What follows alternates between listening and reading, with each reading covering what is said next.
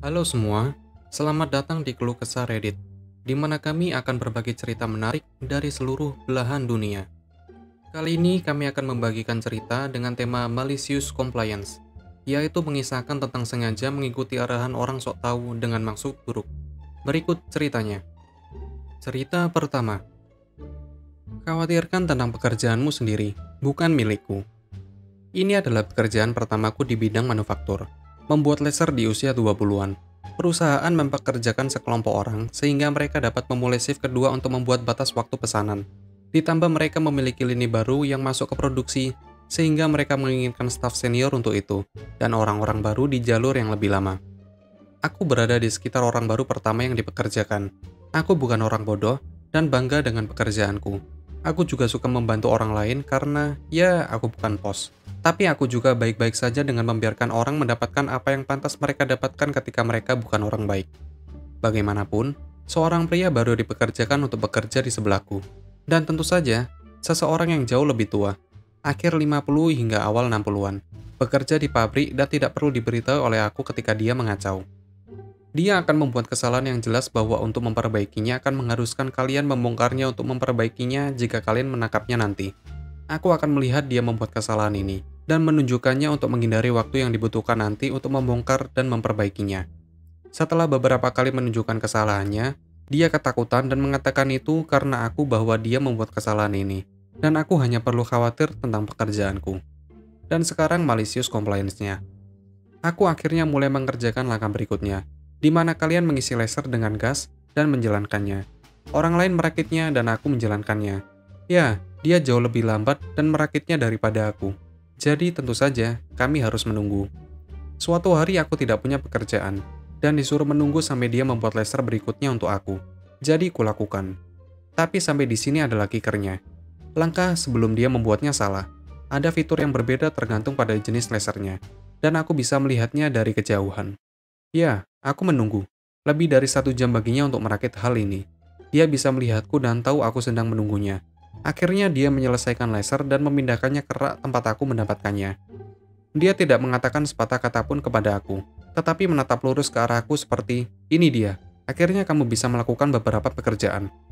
Aku berdiri, mengambil lembar kegagalan kuning, dan mulai mengisinya. Aku berjalan ke laser, meletakkan lembaran itu di sana dan pergi. Kalian harus tahu, dia mengawasi aku sepanjang waktu. Dia bangkit, membaca koran, menoleh ke arahku dan berkata, "Kau tahu kalau aku salah selama ini kan?" Yang aku jawab, "Aku hanya memikirkan urusanku sendiri." Lain waktu. Laser membutuhkan air untuk mendinginkannya dan memiliki selang yang terpasang ke laser dan yang lainnya ke ujung pelepasan cepat. Kami tidak memiliki udara di area kami untuk membersihkan laser. Jadi kami perlu membawanya ke area lain untuk melakukannya.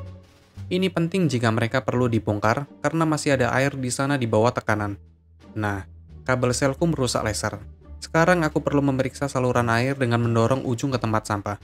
Karena itu adalah hal yang cerdas untuk dilakukan. Nah, coba tebak siapa yang tidak memeriksa saat membongkarnya. Aku melihat air meledak di sekujur tubuhnya saat dia membongkar manifold air. Dia menoleh ke arahku, tertawa tentu saja, dan berkata, "Kamu tahu selama ini bukan?" Yang aku jawab, "Sekali lagi, aku hanya mengkhawatirkanku dan mengurus urusanku sendiri." Dia tidak melihat siapa yang gagal dalam unit itu, sehingga dia segera mengambil kertas itu. Aku berasumsi untuk melihat apakah itu aku, dan mencoba membuat aku dalam masalah. Hanya untuk mengetahui bahwa itu adalah sel utama, dan tidak bisa berbuat apa-apa. Hanya karena dia lebih tua 2 kali usiaku, bukan berarti dia tahu semuanya, dan tidak bisa membuat kesalahan. Dampaknya, aku bosan bekerja di tempat yang sepertinya menganggap orang yang lebih tua jauh lebih baik daripada orang yang lebih muda. Padahal setiap kesalahan adalah kesalahannya, dan bukan kesalahanku. Lalu aku mendapatkan pekerjaan yang berbeda di kemudian hari. Cerita kedua. Tidak memperbaiki masalah yang akan menghabiskan banyak uang bagi toko, aku mengerti. Kisah lain dari bertahun-tahun yang lalu di pekerjaan retail. Aku sedang bekerja di kamar pas pada hari Minggu pagi sekitar pukul 12 kurang seperempat siang.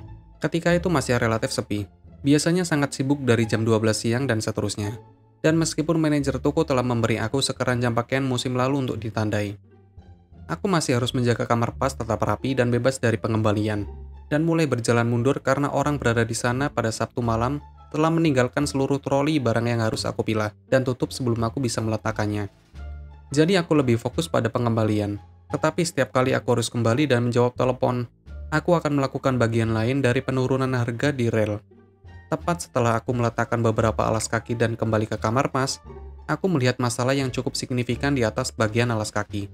Aku mengambil 2-3 langkah ke arah itu untuk memperbaikinya, hanya untuk didatangi oleh manajer toko yang datang di tikungan. Manajer toko, "Hei kamu, apa yang kamu lakukan?" Aku baru saja menyelesaikan beberapa pengembalian. Dan aku baru saja, "Manajer toko, apakah kamu sudah menyelesaikan penurunan harga yang aku minta?" Aku, "Belum, tapi aku..." Manajer toko, "Kembalilah ke sana dan lakukan." Aku akan melakukannya, tetapi aku hanya perlu..." Manajer toko, "Tidak, kamu tidak melakukan apapun kecuali pekerjaan yang aku bayarkan untuk kamu. Sekarang kembali ke sana, lakukan penurunan dan berhenti membuang waktu berkeliaran di sini." Aku, "Oke." Kembali ke kamar pas. Selama setengah jam berikutnya, aku bisa mendengar manajer toko diarahkan untuk bolak-balik pergi ke depan kasir. Yaitu ini biasanya terjadi sekali shift. Tetapi dari apa yang aku dengar melalui sistem PA, dia harus pergi ke sana setiap 5 menit. Pukul 12:30 siang dia datang menuju ke kamar pas. Manajer toko, "Siapa yang mengerjakan stok alas kaki?" Aku tidak tahu." Manajer toko, "Cari tahu." Mereka mengeluarkan beberapa sepatu bot baru tetapi tidak menurunkan harga untuk tali yang sebelumnya.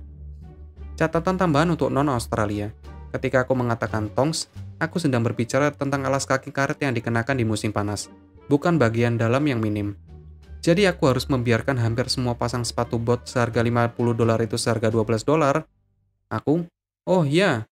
Manajer toko, "Apa maksud kamu oh ya?" Aku, "Tadi aku lihat harganya salah." Manajer toko, "Mengapa kamu tidak memperbaikinya?" Aku mencoba, dan aku mencoba memberitahu manajer bahwa itu salah.